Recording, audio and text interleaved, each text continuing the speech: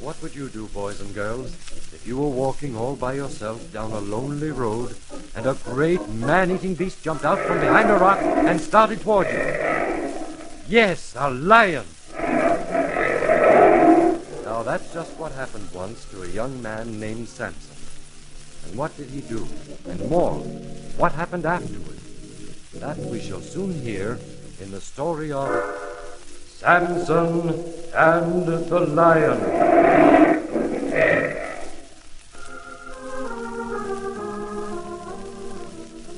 Our story begins in the wicked Philistine city of Timnath, where a young adventure-loving Israelite had come to seek a wife. He was Samson, the strongest man the world has ever known. And where did he get this strength? It was a marvelous gift to him, a gift from God. Samson's bride-to-be was a Philistine girl. The Philistines were the enemies and cruel overlords of the Israelites, and worst of all, they despised God. She said to him, "There is no God but Dagon. Dagon, the ugly stone idol with a man's body and a fish's head."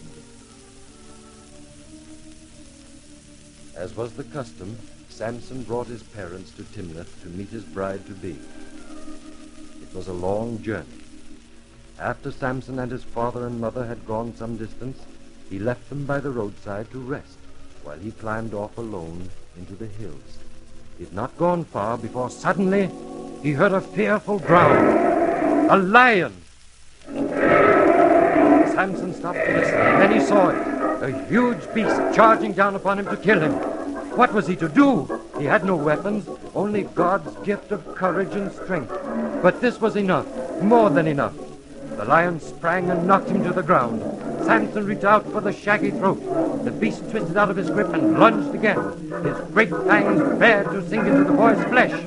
This time, Samson was on his feet. He sidestepped and threw the lion. Then, with his bare hands, he ripped the giant body open. The lion was dead.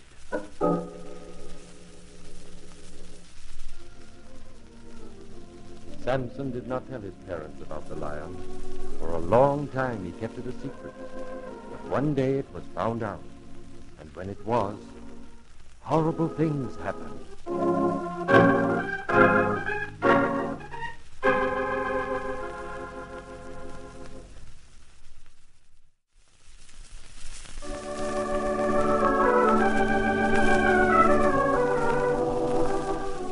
Again, Samson and his parents set out for Timnath, this time for the wedding. On the way, a strange impulse led Samson to revisit the scene of his secret adventure with the lion. As he approached, he heard an odd buzzing sound. He was puzzled. What could that be? Then he reached the spot, and there it was, the body of the dead lion. But inside the torn body was the strangest thing he had ever seen. A honeycomb and bees, a great swarm of them. Samson reached down and scooped up the rich, sweet honey and ate it. When he returned, he gave some of the honey to his parents, but he didn't tell them where he had found it. He didn't tell them that it was honey from a body of a dead lion. The wedding and the 7-day feast that followed were happy days for Samson, but he did not know that already events were taking place that were to lead to tragedy. It all started with a simple little guessing game, a game of riddles, and this was Samson's riddle. Out of the eater came forth meat, out of the strong came forth sweetness. Of course, Samson was speaking of the lion and the honey, but the 30 young Philistine guests could not tell the answer. Now the loser had to forfeit 30 suits of clothing, and that cost a lot of money. They made up a plan, a wicked plan. They sought out Samson's young bride and said to her, "If you do not find out the answer for us, we will burn your father's house to the ground." And so Samson's wife went to him and said, "If you love me, tell me the answer to your riddle." But Samson didn't tell. That is, not just then. On the last day of the feast, the young Philistines called out to Samson, "What is sweeter than honey, and what is stronger than a lion? The secret was out. But Samson knew how they had found the answer.